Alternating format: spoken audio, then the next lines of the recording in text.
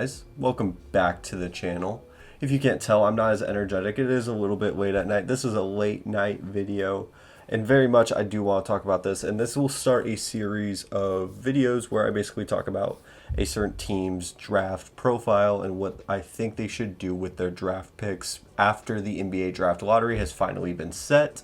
My Houston Rockets got the 3rd overall pick, so I would be pretty sure that a Houston Rockets video should be coming out in the near future. But I did get a comment, and I basically told y'all, hey, if you want to see a video basically about your team and what I think they should do with their draft, or really, it kind of ties into the off season, but I'm more talking about the draft specifically. A guy wanted a Kings video. And listen, I love the Kings. I'm not a Kings fan. And honestly, I shouldn't be a huge fan of them. I mean, they're in the Western Conference. Technically, my rebuilding team is going against their rebuilding team. But at the same time, I wish them the best because I know that Kings fans are suffering. And if they're not, and you're telling me that you've enjoyed this pain over the past 10 years, then I'm more concerned. And I would kind of want to call the police on you. But there's a lot to talk about. Let's first address the big elephant in the room, the Tyrese Halliburton trade. I'll be completely blunt. I would not have done that trade. It did not bring them this 4th overall pick. Maybe the NBA gods felt bad and gave them the number 4th overall pick because I believe they were projected to be number 7, but they jumped up into the top 4. Tyrese Halliburton, I'm not going to go into which team won, which team lost. Honestly, when you type in the Tyrese Halliburton trade into Google, it's the first thing that pops up is a Sports Illustrated article saying, how did the Pacers steal Tyrese Halliburton from the Kings? I think the thing that I have the biggest problem with, isn't about the star and the potential between the two, because then you start comparing De'Aaron Fox, who I think is a fantastic guy, and I will get into what I love about De'Aaron Fox and really what I love about this roster and how it really can easily turn into a play-in team very quickly. And I think they could even potentially be better than a play-in team. That's what they need to be shooting for, which has not been what has felt like the goal of this franchise for many years, is the fact that they're not expecting themselves to contend anytime soon, but they're never expecting themselves to even be in the playoffs. And that's what sucks, even when you have De'Aaron Fox, who is developing still. You had DeMarcus Cousins for many years, and you just couldn't ever get over the hump. And the Timberwolves are slowly finding their way to get into that spot. And I feel like the Kings have the assets now to do so, even though they moved off of Buddy Hield. And there's a couple guys they got to move off of. But the thing that I think I have the biggest problem when it comes to talking about the Tyrese Halliburton trade are the intangible fact that he wanted to be in Sacramento. And that's something that you don't get often. You don't get that very often when it talks about a star, a real star. You don't get that. Like Giannis. Giannis wants to be in Milwaukee. I think that's pretty well universally known. Whatever big source wants to fill these lies about how Giannis wants to be in a bigger market, that's just agents talking about how they want more money. I don't think Giannis, from reading his book and how he talks to the media, I think he wants to stay in Milwaukee for a very long time. And that's rare when you have a smaller market team, especially we're talking about Sacramento. Like, yes, they're in California, but there's so many other teams. Like, they're stuck behind the media always being shined on the Lakers and even the Clippers nowadays with Kawhi Leonard and Paul George. So they have a real opportunity when you have a guy that you finally draft a really good player. I'm not going to go into the history of the Kings and what they have done in previous drafts. And they have a new regime coming in. I like that they finally fired Luke Walton. I've been begging for years that Luke Walton had been fired, and I like their new head coach. I think their new head coach is going to do a fine job. I believe his name is Mike Brown. Also, I do want to apologize. It is pouring where I'm at right now, and there's thunder as well. So if you hear any thunder, anything, I apologize. I hope the mic doesn't pick it up. But Mike Brown will be the head coach of the Kings. I just wanted to double check. I didn't want to disrespect the guy, and I think he could potentially do a really good job here. And I think with the new regime and the history and what I've been told from Kings fans is they always go with best player available. And this is where we should start talking about the draft, as they got the number 4 overall pick, which is a real opportunity to bring in a guy next to De'Aaron Fox who has slowly gotten better every single year. I know he kind of plateaued towards his previous couple years,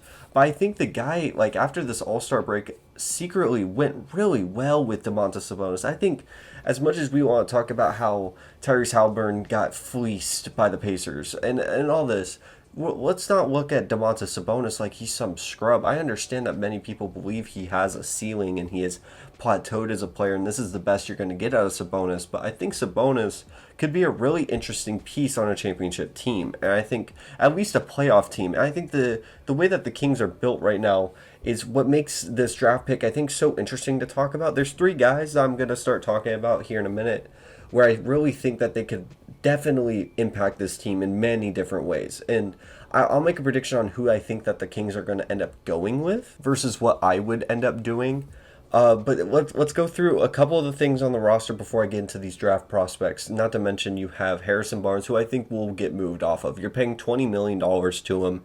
You got to move off of that money. That's money, even though as Sacramento, you're not going to be able to bring in a lot of free agents. You got to get off that money. This is like, we're talking about Jacksonville Jaguars type of stuff here. You got to get off that money. And I would not be surprised if they did bring in a free agent and be called an overpay. I don't know who that could be.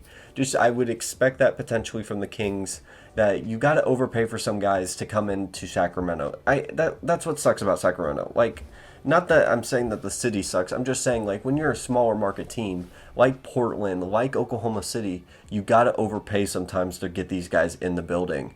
And I would not be surprised that if you moved off that $20 million of a Harrison Barnes, who could be a major piece on a championship contender, and you get some assets back. I think Harrison Barnes still brings a lot of value to a lot of NBA teams. That is an asset that the Kings really got to make a smart decision with. I don't know who you'd move him off to, but that is an asset that you really got to use. On top of which, we got to talk about Davion Mitchell, who had a really solid rookie season, and I think he is a really good piece on this roster. Whether you think he's going to end up being on the starting lineup or not, that's where it gets interesting, because this draft pick, really, there's two guards that we're talking about potentially being drafted in the slot. And those two guards are going to be in a backcourt with De'Aaron Fox, who is a developing shooter. I think he is not a guy that you can just sag off of and play drop coverage with, and he's not going to burn you on that. I think he is going to continually become a better shooter, and I think we haven't seen the best out of De'Aaron Fox. I believe he averaged 30 plus in the All-Star break. I'll try to put a graphic up of what he averaged after the All-Star break, but we saw real all-star level play out of De'Aaron Fox. I think he can still be, I don't know if he's a number one on a championship team, but he's definitely, I think, a 2 or a 3. And that's the problem as well. You have Domantas Sabonis, who I think is a solidified, at least potentially a 3 on a championship team. And he could still get better. I think on the defensive side of the ball is where it gets a little concerning for him, but he's still versatile on the offensive end of the ball. And if you're just a really fun, exciting offensive side type of team, you could sell tickets, and I think you could definitely make it into a playoff position as a 6 seed. And I'm not saying that they're immediately going to contend, because that's going to take a lot of luck going their way. But I think just something to give your fan base some life, because I sat in those Twitter spaces and just listened to some real frustration from these fans that just want to feel at least excited about a team. And they were excited about Halliburton, and they were excited about like that tandem of De'Aaron Fox, and whether or not they were going to fit well together. I think that leads into what the GM has been wanting to do, and it does put in some tough positions, but at the end of the day, he's always going to go best player available. That's what I've been told from Kings fans, is that they're always going to go from the best player available in whatever draft position that they're in. I know it took me a while, but let's talk about these draft prospects. And I think the number one guy that I really want to talk about, I understand that a lot of fans want Ivy, and that's potentially what my prediction is going to be. But I think Shaedon Sharpe is one of the most interesting prospects for this team. I think he's a guy that could easily play with Davion Mitchell and De'Aaron Fox. I think he's a shot creator that's super, super intriguing to watch. He's a 6'6" guy, shooting guard. I think he could easily slide into a smaller level 3. And he's super young. If you don't know about Shaedon Sharpe, he did not play college ball. And that is one of the biggest red flags with him, is a lot of teams do not know how to evaluate the guy. And that's fair. I don't know how to evaluate the guy. I'm just going off of what I saw in AAU scrimmages. We're talking about a guy that graduated high school early, was not able to play ball, unlike Imani Bates, my apologies, who did leave high school early as well as him, but Imani Bates is not able to leave for the NBA draft, but Shaedon Sharpe is, and Shaedon Sharpe could easily go back to Kentucky if he really wanted to. But it's presumptuously known that Calipari and crew pretty much know, hey, he's not going to play for Kentucky. He's going to go play in the NBA. He's eligible. He's 19. He's able to go play in the NBA. And I think that's a good decision for him. Could he use a year of college ball? Sure. But he is risking millions of dollars to go play Kentucky with a group that Calipari is known to say, hey, you're going back to the NBA, or no, you are going to the NBA. There's multiple reports. There's many times where he has gone and told players, like, I think it was Devin Booker and Cat and like that team that I believe that was an undefeated team that said, hey, Calipari brought us in. You're not going, you're not going to stay here. You're going to go to the NBA. And I think Calipari probably sat down with Shaedon Sharpe and said, hey, man, you're too talented to stay here. And that's the reality of it. Shaedon Sharpe, I think, is a freak talent, but it's a major risk for an organization that desperately needs talent. That's what scares me about Shaedon Sharpe. I predicted in my mock draft that that's what they're going to do, because I think that would be a great decision to allow for a guy like Davion Mitchell and De'Aaron Fox. I think it's the best blend of A, you get a lot of talent. I understand that's what the Kings are trying to go for. You want as much talent as possible. B, it allows for some fit. I understand you want to go BPA. And if you're a Kings fan and you're watching this and you want to go BPA, completely understand that. But at the same time, at some point, you want to start getting guys that could potentially fit and build a core. Because then you get stuck in the Halliburton situations where you're picking between two guys who are super talented, who want to be those guys for your franchise. And now you're picking between the two and trying to get more assets and hoping that that's what makes the next contending group. Sometimes it's okay to go with fit. I understand this is a very high draft pick. There's a lot of pressure on the Kings.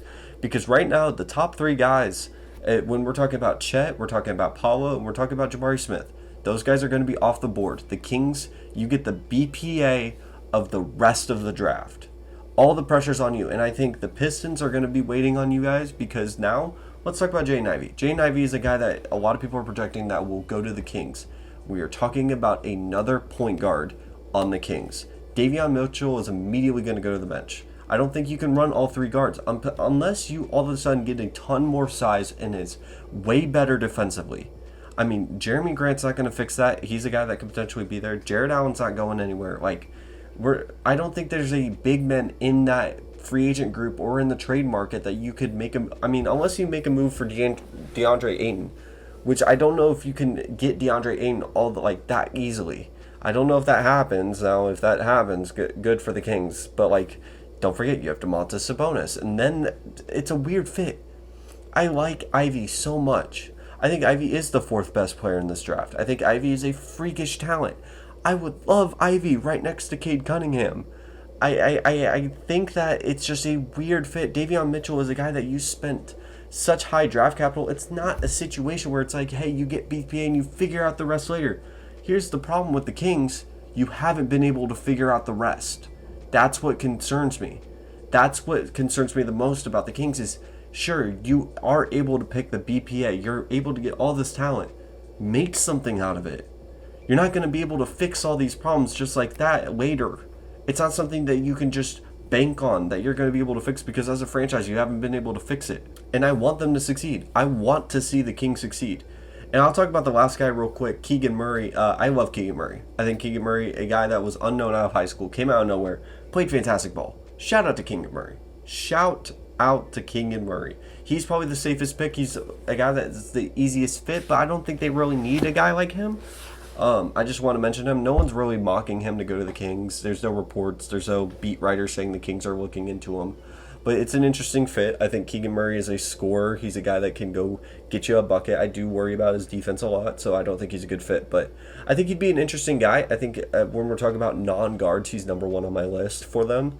I guess if you want to count Shaedon Sharpe as a wing, but he's more of a two-guard. But I think he is a better fit with the Kings, with Davion Mitchell and De'Aaron Fox. I think that's a better fit for them, because the problem with Jaden Ivey is his three-point shot, and so now you're banking that De'Aaron Fox and Jaden Ivey are going to be able to both figure out their three-point shot, because things get really cluttered very quickly, and it's not something I think you want to figure out, because now you're back in the same position that you were in, and you're in a recurring cycle. I understand. I want to make it very clear. I get the BPA thing.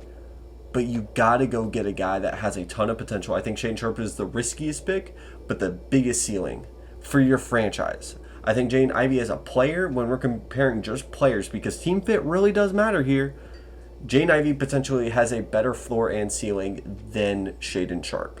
But Shaedon Sharpe, I think, on the Kings has a better ceiling than Jaden Ivey on the Kings, if that makes sense. Thank you so much for watching. Oh, my predictions? I think they go with Ivey. I want them to go Shaedon Sharpe. That's how I feel. Now, if you think differently, let me know down in the comments. I've been trying to respond to every comment possible. I like talking about this. I like talking about the NBA draft. It's one of my favorite times of the year. But thank you so much for watching. Have a wonderful day. If you are new to the channel, though, this is a special message for you. Leave a like. It helps the YouTube algorithm. Oh, that was rough. Leave a sub. If you like my content, leave a sub. I'm trying to hit 1,000 subs by the end of the summer. It would be a huge deal to me. It's a major goal that I wrote down in January, and we're already at 275. We're almost at 300. We're almost a third of the way there, and honestly, thank you so much. Usually my videos are a lot more animated, but we're pulling back today. We're talking. We're getting chill. It's all right. Thank you so much for watching. Have a wonderful day.